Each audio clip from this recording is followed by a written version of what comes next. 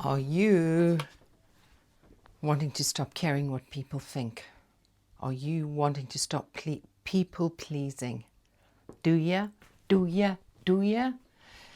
If you felt ever like you wanted to cry, but you smiled. If you've ever felt like you have vehemently disagreed with the situation, with somebody, but you were quiet and you nodded agreeably. Have you ever said yes when every fibre in your being screamed no? Well, you're in good company, and I have found us a solution. This beautiful book that I introduced in a previous video, I've journeyed long and hard with it, and my training wheels are off. I've taken it for a spin, and I've got some incredible information for you, for us, as we step into our next glorious act. Because we cannot step into our next glorious act if we are looking around, worrying about what people think of us. Come along. We're going to go on a journey. I started this journey down the Courage to be Disliked road because I was wanting to prepare myself for the trolls that will inevitably come my way. And I have gotten so much more than I bargained for, as you're about to discover. But I just wanted to take a quick pause and thank you for your lovely comments. Oh my gosh, it has been so heartening and so uplifting, and I've learned so much, and this video is actually in large part response to that, because I've had a sense through the comments that there are feelings of inadequacy and not being able to show up. So yeah, please keep commenting. It is just the loveliest way to build a community. So strategy 1. Whose task is this? The idea of whose task is this is, let's take this video for example. It's been my task to metabolize the information, to really think it through, to practice it, to trial it, to see the difference it's making in my world, and I think I've redrafted how I wanted to present this about 4 times. It's taken me hours and hours and hours. But that's my task. It's my task to be here, to show up prepared, with love for you, with integrity, in my truth. That's my task. Your task is how you receive the information, what you do with the information. I suppose that's boundaries. I used to think, until very, very recently, that if somebody I loved was struggling, it was my job to step in and fix it. If they were upset with me, somehow I'd failed. But I'm learning through this task of separation, it's helped me to stop carrying the emotional weather of others or responding to the emotional weather of others.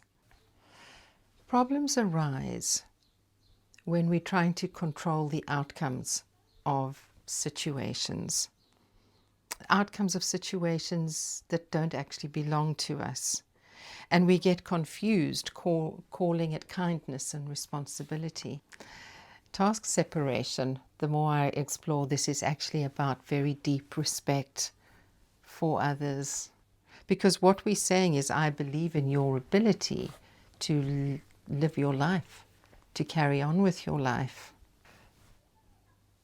Where in your life are you taking on the responsibility for an outcome that isn't your responsibility to take? 2. Freedom through task separation. You know this kind of emotional suffering where, say there was an event at work or an event that happened during the day and you were misinterpreted, misunderstood, and you just felt so judged. You bring that home with you. You think about it over dinner. You think about it getting ready for bed. And how dare they? and I need to fix this. My reputation, and then you wake up in the middle of the night to go to the loo, and it wakes up with you, and you are caught in this turmoil of angst. But most of the suffering comes from us trying to manage things that we never could. We cannot manage someone else's thoughts, decisions, judgments on our actions. We can only manage how we show up truthfully, consistency, with integrity, and in alignment with our values. We can ask, isn't it dangerous to stop caring how people feel? I was afraid that if I stopped caring how people felt, I would be perceived as selfish and indifferent. This is not what Adler or this video is suggesting. Caring and controlling are not the same thing. You can deeply care for someone and still have the awareness that their emotions and feelings are not yours to manage. This mindset actually creates more compassion because you're no longer feeling so overwhelmed by trying to manage the outcomes of situations that are beyond your control. You're freed up to be present, to be kind, to be consistent without burning out. What would you change if you truly believed that managing their feelings was not your task? 3, letting go of people-pleasing. I have spent far too many years keeping everybody happy for fear of judgment. Have you ever done that? I think you understand. It's not kindness, though. It's fear. And I suppose it's a very good reason why the word courage is in the title of that book. You don't owe people comfort at the cost of your own authenticity. And I think it is really important, and as I've been exploring this journey, I have come to realize that it is not prudent to mistake kindness for weakness. Jordan Peterson uses a fantastic example. He explores meekness, and he explores that phrase, the meek shall inherit the earth. And he explained meekness in a way that I just found so incredibly meaningful, because he said, imagine you have a sword, a sharpened sword, and you are a master swordsman, and you can cut and slice and defend yourself, and you are masterful with your sword, but you sheath it and you choose not to use it. But everybody knows it's there and that you can. And I think my equivalent of that is the granny energy. It is, this tongue can cut. I can take you down with a single sentence,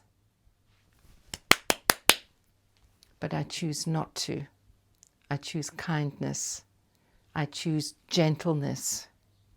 For years, I have said yes to things that have drained me, nearly destroyed me in the process, to the point of where my real self just became completely invisible. I don't know if you've ever gone around trying to please people or desperately tried to get people who don't like you to like you. Or is it just me? I don't think so. Not a total waste of energy. Do we like everybody? Do you like everybody? I don't. Is everybody going to like us? No.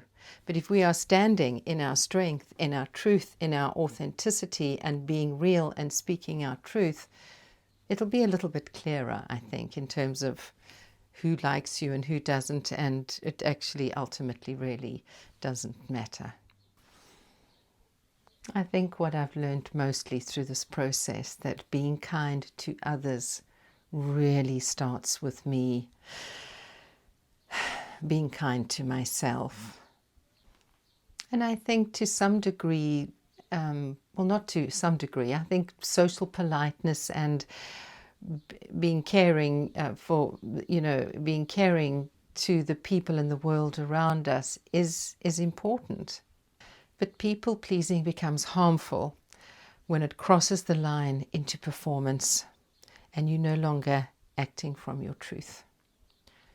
It's not that bravado, I don't give a what people think of me. I really don't care. I really don't care what people think of me. It's not that. It's the energy is much more powerful. It's much softer, where you're standing in your truth and you focused on your task.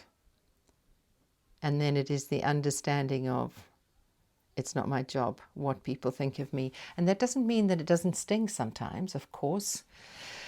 But that's when we take the courage and we stand in that momentary discomfort of feeling judged and the sting of the hurt of that.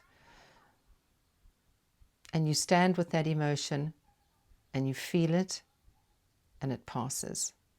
When we wrestle with it and we try not to feel it and we try to fix it, that it prolongs the suffering. Stand in the discomfort. Ouch. And it passes. And it passes rather quickly. And you get better and better at doing it, because everything gets better with practice ultimately. What have you been avoiding? What have you been avoiding saying or doing because you're afraid of being misunderstood? 4. The limits of responsibility. It is your task, it is our task to act with integrity and to act in truth. And at this point, it would be fair to ask, if I am acting in my truth, isn't that, and saying my truth, aren't I at risk of hurting others? Aren't I at risk of damaging relationships? But the truth is, discomfort is not the same as harm. If someone is a bit disquieted and a bit discomforted by your truth, again, that is not yours to manage. What matters is how you deliver the truth. Do you deliver it with judgment and malice, or do you deliver it with clarity and kindness and ownership? We, you, us, we are only responsible for the delivery. So we focus on our task. That is the limit of our responsibility. And I believe that that is how really worthwhile relationships strengthen. If this journey is resonating with you, there's a link below to a workbook with some journal prompts that can just help you develop your thinking. And of course, I highly recommend a copy of this book, The Courage to Be Disliked by Kishimi and Koga, because I've really just pulled on a single thread of the ideas here. 5. Encouragement over control. We can't fix other people. That's not our tasks. That's not our task. Mothers, fathers, well-meaning work colleagues. But we can encourage and support and model truth and create a loving space for the people around us.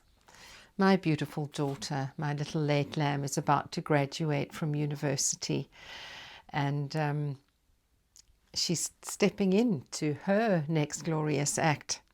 And every instinct as a mother, is it how mothers are, or is it just how overprotective? I don't know. Anyway, every instinct is like, I'm there. It's like, well, she's launching. And thank goodness for my dear sweet daughter's sake that I have marinated myself thoroughly in this learning, because I now know that my job, my task going forward for my beautiful girl is to let go, to cheer her on, and not catch you if you fall, because she's got this. She's got this. It's not my job to catch, to meddle, to interfere. It is my job to live my life in strength. And it is my job to remind her how incredibly wonderful she is, should she forget. If you are a fixer or a recovering fixer, I'm Michelle Dupree and I'm a recovering people-pleasing fixer, meddler, interferer, offerer of unsolicited advice. The real idea here, the real power, is not in fixing. It is in trusting. Trusting that everybody has it within themselves to work it out. And we can encourage and support and celebrate and love and make sure that we have got our tasks under control, because this is actually all we can control. Told you this was amazing stuff. So remember, you're enough. You are worthy. You fit in. There's a place in this world for you. You're not alone. And you are going to be amazing as you step into your next glorious act. Bye-bye. I'll see you next time.